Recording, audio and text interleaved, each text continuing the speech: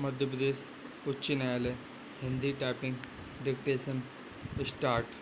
आवेदक प्रत्यर्थी के विद्वान काउंसिल ने इस तर्क का कड़ा विरोध किया और यह दलील दी है कि महिलाओं का घरेलू हिंसा से संरक्षण अधिनियम 2005 जो एक सामाजिक आर्थिक विधान है के अधीन कार्यवाहियाँ और कुटुंब न्यायालयों या इस न्यायालय के समक्ष चल रही अन्य कार्यवाहियों का इन कार्यवाहियों पर कोई प्रभाव नहीं है, क्योंकि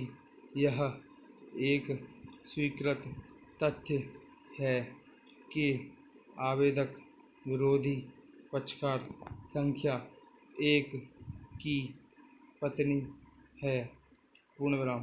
विवाह विच्छेद की अभिकथित डिक्री एक पक्षीय डिक्री है जिसे कपटपूर्वक अभिप्राप्त किया गया, क्योंकि संबंधों आदि की कोई भी तामील नहीं की गई थी और इसलिए जब आवेदक को इस एकपक्षीय आदेश की जानकारी हुई तो उसने तुरंत उक्त डिक्री को वापस लेने के लिए आवेदन फाइल किया था और विचारण न्यायालय ने उदारता दिखाते हुए विलंब को माफ़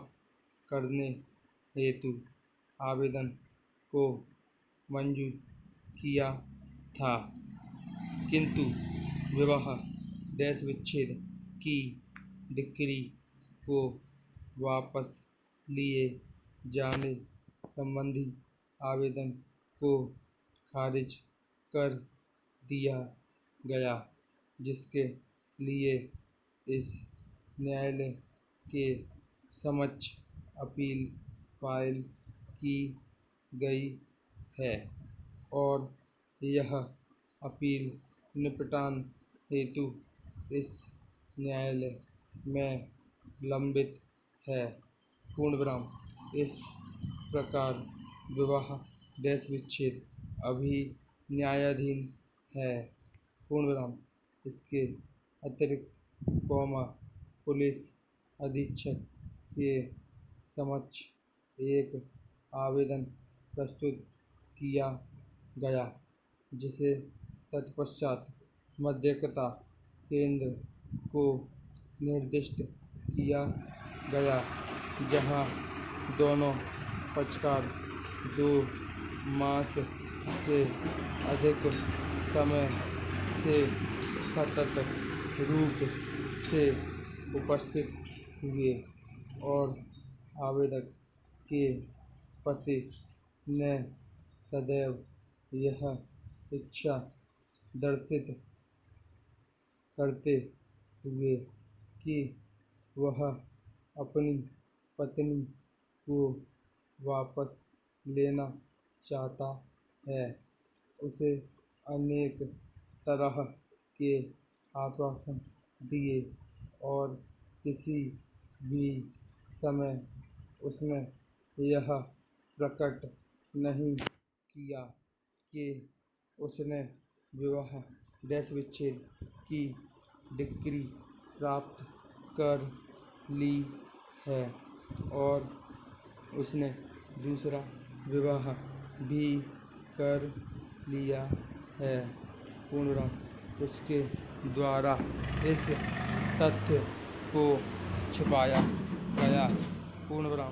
यह बात स्वयं में यह दर्शित करती है कि वह किस प्रकार दोहरी चाल चल रहा था, एक और वह अपनी मासूमियत दर्शित करते हुए मध्यस्थता केंद्र में इस आशय के साथ उपस्थित होता रहा कि वह अपनी पत्नी को वापस लेना चाहता है, और दूसरी तरफ उसने कपटपूर्वक एकपक्षीय रूप से विवाह विच्छेद की डिक्री प्राप्त कर ली थी, और उसने कभी भी इस तथ्य को प्रकट नहीं किया। पूर्णविराम। आवेदक ने, जो उसकी विधिक रूप से विवाहित पत्नी है, उसके प्रति दिखाई जा रही क्रूरता के विरुद्ध महिलाओं का घरेलू हिंसा से संरक्षण अधिनियम, 2005 के अधीन एक आवेदन प्रस्तुत किया, जिसमें जिला परिवीक्षा अधिकारी से एक रिपोर्ट अभिप्राप्त की गई, जो उपरोक्त आवेदन से संबंधित थी। पूर्णविराम।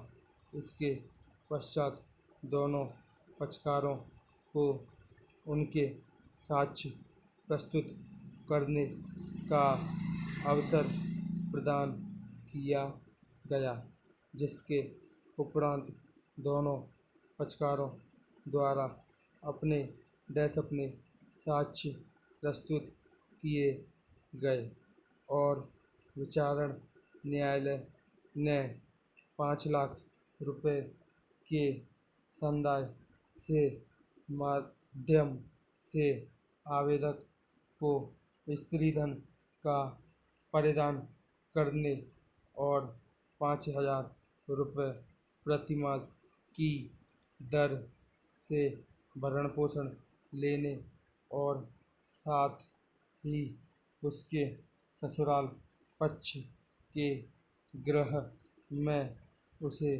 आवास के रूप में एक कक्ष उपलब्ध कराने का निर्देश देने वाला आदेश पारित करते हुए आवेदक को संरक्षण प्रदान किया।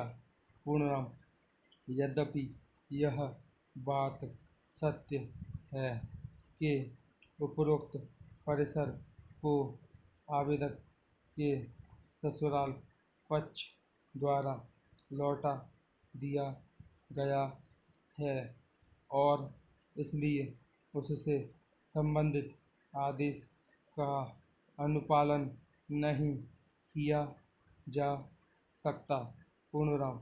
इस प्रकार वर्तमान में आवेदक के ससुराल पक्ष के लोग उपरोक्त परिसर में निवास नहीं कर रहे हैं, और उसका पति अब अपनी दूसरी पत्नी और 2 बालकों के साथ निवास कर रहा है। अतः उपरोक्त परिस्थितियों में आवेदक उसके साथ निवास करने की स्थिति में नहीं है, किंतु आक्षेपित आदेश द्वारा, जिसकी पुष्टि अपील न्यायालय द्वारा भी की गई है, आवेदक को घरेलू हिंसा से पर्याप्त संरक्षण प्रदान किया गया था। पूर्णविराम। अतः इस न्यायालय से दंड प्रक्रिया संहिता की धारा 482 के अधीन उसमें निहित शक्ति का प्रयोग करते हुए यह आशयित नहीं है कि वह तथ्यात्मक साक्ष्य का विश्लेषण करते हुए अपील न्यायालय के निष्कर्षों को प्रतिस्थापित करे और इस प्रकार स्वयं को एक द्वितीय अपील न्यायालय समझे। पूर्णविराम। अतः दंड प्रक्रिया संहिता की धारा 482 के अधीन शक्ति का प्रयोग उस समय किया जाना होता है जब विधि की प्रक्रिया का दुरुपयोग किया गया हो और न्यायालय की अवहेलना की दशा में न्याय प्रदान करने के लिए भी इस न्यायालय द्वारा उपरोक्त अधिकारिता और शक्ति का प्रयोग किया जा सकता है, किंतु इस आवेदन के माध्यम से उससे अपील न्यायालय के रूप में शक्ति का प्रयोग करने की प्रार्थना की गई है। पूर्णविराम। अतः इस आवेदन को खारिज किया जाता है। पूर्णविराम। स्टॉप।